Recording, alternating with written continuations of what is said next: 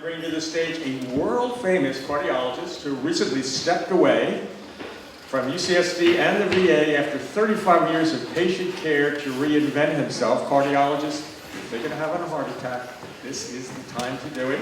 Please put your hands together for Maisel.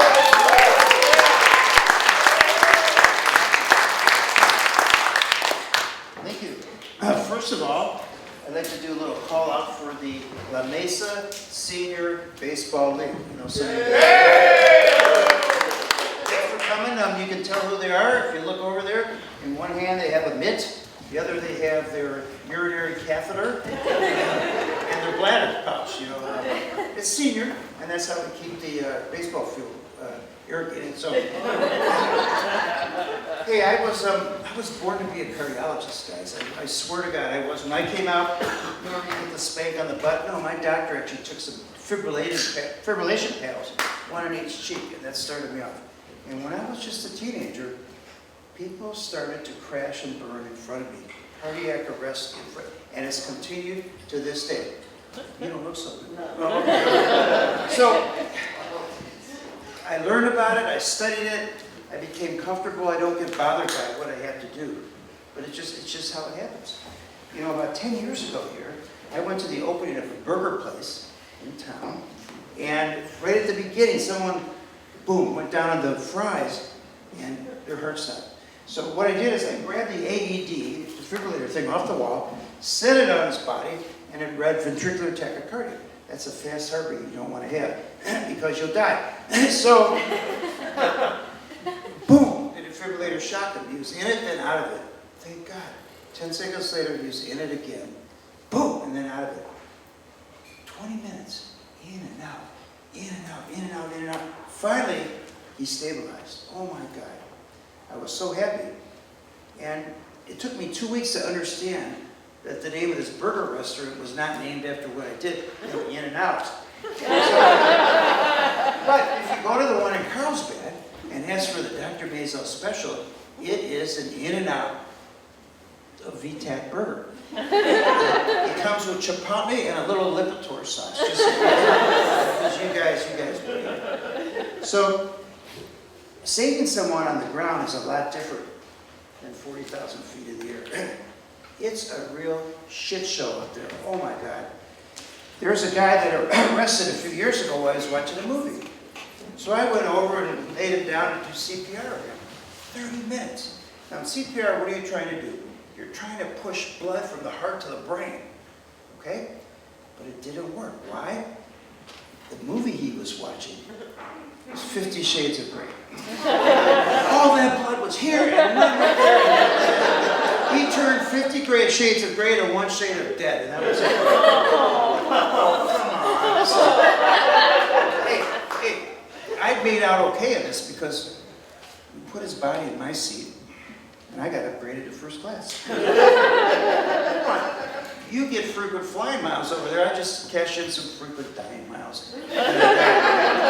So deal with it. Now, I like to play tennis, and a while back I was playing tennis with this Canadian guy who kept cheating on me. Every time I'd hit it near the line, he would go, out, out, that's out too, it's out. What? It's out, I tell you. Well, under my breath I was wishing this guy would just die, honest to God. And in the third set he did.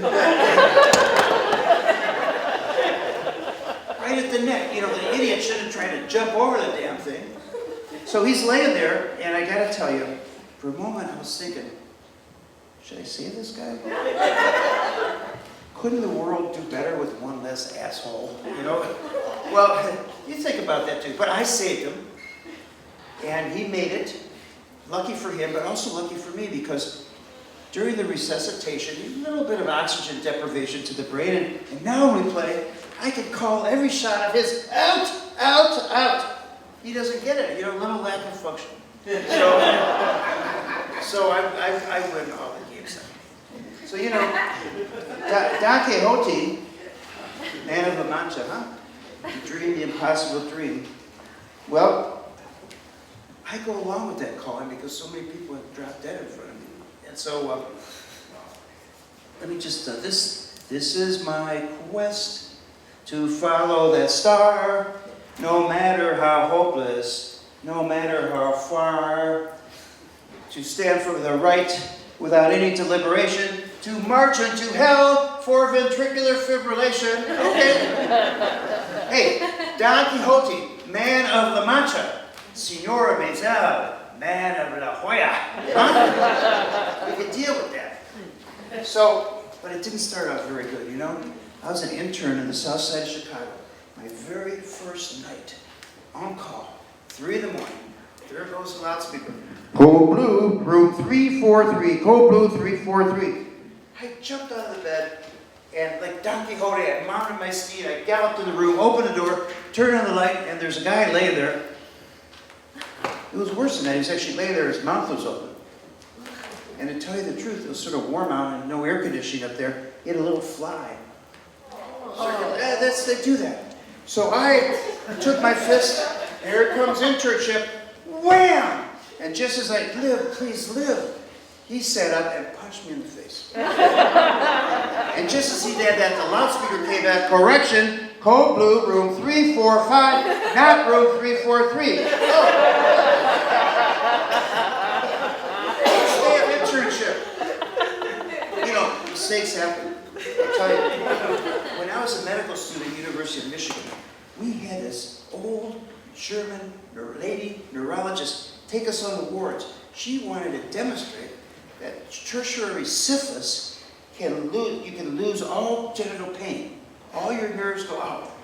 That's doctor talk saying, you screw around too much, you're not going to be able to feel your nuts anymore. That's it. So she brings us around and she's looking at what room it is, and it's a big ward, and she goes, sees a guy, and she goes, hello, I am Dr. Heidegger from Germany. I am going to squeeze your testicles. And the guy looks up, says, don't worry, you will not feel a thing. So we're looking around, she lifts up the sheet.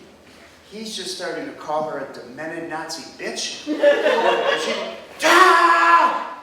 And he goes, you should have done nothing, right? And he goes, oh! And she's going, oh shit. She keeps doing it, and then the yell goes from oh to oh! She knew how to squeeze pretty hard, huh?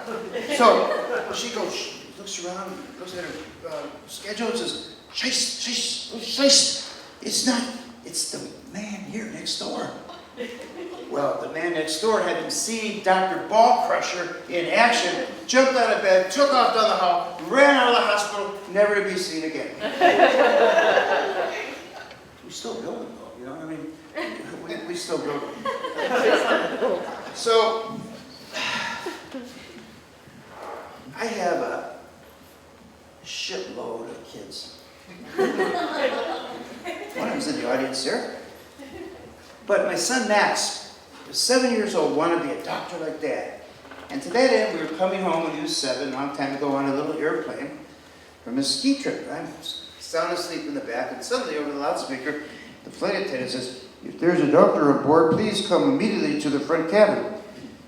Max is slapping, Daddy, that's you. You're a doctor. You're so good, Daddy. You're going to save this guy. Go, Daddy, go. He's pounding. I go, okay. So I get up, I start walking in. Some other guy just pushes me out of the way. He's got a little white scarf on, a leather sweater, and, you know, crocked or something. Presents himself to the flight attendant. She says, you're a doctor. You go, dermatologist? She rolled her eyes, looked at me, and I just sort of whispered, cardiologist, you know? She looked back at the guy and said, you see this woman on the floor not moving? Well, I'll tell you what, if this turns out to be an acne attack, I will call you. You go back to your seat. But I let down and I felt the pulse and go, oh God, not another one. Oh my God. Give me the defibrillator. Well, guess what? This is at the time where they didn't have defibrillators. They don't have defibrillators. Let me see what's in your emergency kit. She takes it, I open up. There's a little blood pressure cuff. That's not going to do anything. There's some Pepto-Bismol. Do you guys remember Bactine? There was some Bactine in there. There's a 2-year expired orange juice in there. There was then a ton of gauze, which turned out to be just tampons that had got sort of unrolled. and I looked at her and I said, I can't do anything with this. You might as well let Dr. Pimple Popper handle this. I don't know what to do. Well, I tried. And I found out when I hit her on the chest, boom, boom, I could get the heartbeat to go. So I had to do that for 35 minutes while we made an emergency landing. Meanwhile, my son Max is in the back going, Mommy, tell Daddy to stop. Oh my God, he's hurting that lady. Please, Mommy, tell Daddy to stop. He can't do that. I hate Daddy. Well, after 35 minutes, I wasn't so fond of him either. Well, later, he's now a psychologist. What does that tell? And in fact, go figure. And in fact, 2 other daughters who were too young to see boom, boom, are now in medical school. Oh my God. I guess the moral of the story is don't have your kids around if you're going to mess around with patients. But the other moral is thank you guys for letting me mess around with you. Thanks.